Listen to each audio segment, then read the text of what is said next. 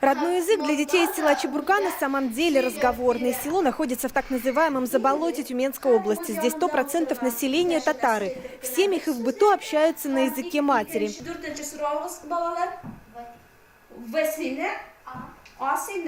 Учительница Лилия Латыпова на уроках использует современные разработки мировых ученых от Казани до Сингапура. В этом году она стала бронзовым призером на областном конкурсе учителей татарского языка и литературы.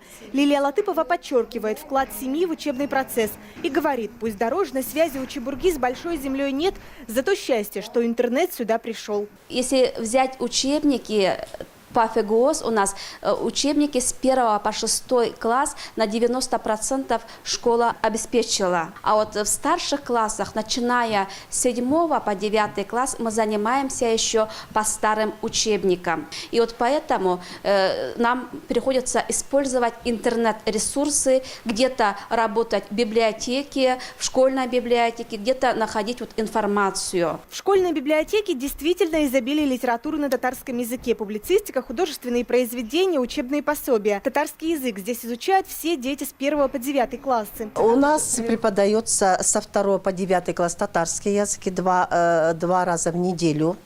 С 1 класса внеурочка у нас, и со 2 по 6 класс тоже внеурочка, это уже 3-я часть татарского языка.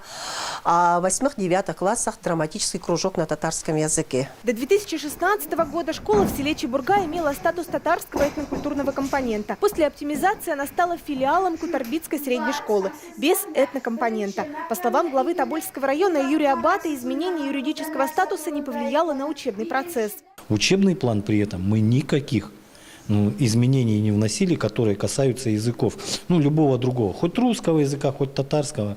Соответственно, этнокультурный компонент, он как был, будет, есть и будет оставаться. В школе села Чебурга обучается 40 человек. Есть еще филиал в соседней деревне Тахтагул.